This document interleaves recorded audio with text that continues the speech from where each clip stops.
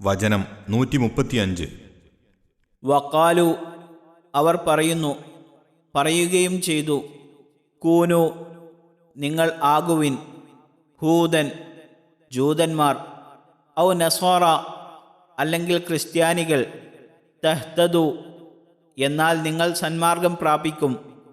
കുൽ പറയുക, ബൽ പക്ഷേ, മില്ലത്ത ഇബ്രാഹീമിൻ്റെ മാർഗം, മതം, നടപടി, ഹനീഫൻ ഋജുമാനസനായിക്കൊണ്ട് ശുദ്ധഹൃദയനായിക്കൊണ്ടുള്ള, വമാ കാന അദ്ദേഹം ആയിരുന്നിട്ടുമില്ല, മിനൽ മുശ്രിക്കീൻ മുശ്രിക്കുകളിൽപ്പെട്ടവൻ.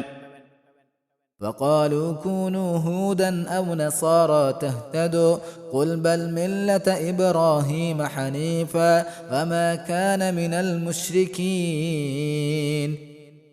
അവർ അഥവാ വേദക്കാർ പറയുന്നു, നിങ്ങൾ യഹൂദികളോ നസ്രാണികളോ അഥവാ ക്രിസ്ത്യാനികളോ ആയിക്കൊള്ളുവിൻ, എന്നാൽ നിങ്ങൾ സന്മാർഗം പ്രാപിക്കും. പറയുക, അതല്ല, പക്ഷേ ഋജുമനസ്കനായിരുന്ന ഇബ്രാഹീമിൻ്റെ മാർഗം അഥവാ അതാണ് ഞങ്ങൾ പിൻപറ്റുക. അദ്ദേഹം മുശ്രിക്കുകളിൽപ്പെട്ടവനായിരുന്നതുമില്ല, അഥവാ ബഹുദൈവ വിശ്വാസികളിൽപ്പെട്ടവനായിരുന്നതുമില്ല. 135 വചനത്തിൻ്റെ വിശദീകരണം. വേദക്കാർ സത്യവിശ്വാസികളോട് പറയാറുള്ള ചില വാക്കുകളെ അള്ളാഹു ആക്ഷേപസ്വരത്തിൽ ഉദ്ധരിച്ചതാണിത്. യഹൂദികൾ പറയും, ഞങ്ങളെപ്പോലെ ജൂതമതം സ്വീകരിച്ചാൽ നിങ്ങൾക്ക് സന്മാർഗം പ്രാപിക്കാമെന്ന്.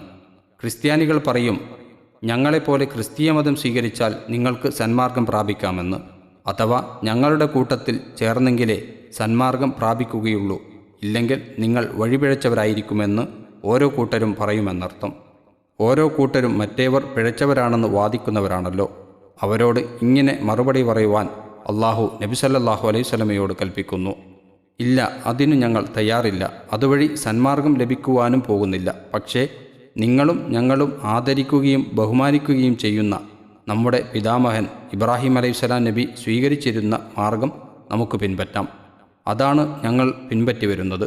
അദ്ദേഹം നിങ്ങളെപ്പോലെ ശിർക്കുപരമായ യാതൊരു മാർഗവും സ്വീകരിക്കാതെ അതിൽ നിന്നെല്ലാം വിട്ടൊഴിഞ്ഞ് ഞങ്ങളെപ്പോലെ തൗഹീദിൻ്റെ ഏകമാർഗം സ്വീകരിച്ച ആളായിരുന്നു. അതുകൊണ്ട് ആ മാർഗം കൈവിടുവാൻ ഞങ്ങൾ തയ്യാറില്ല.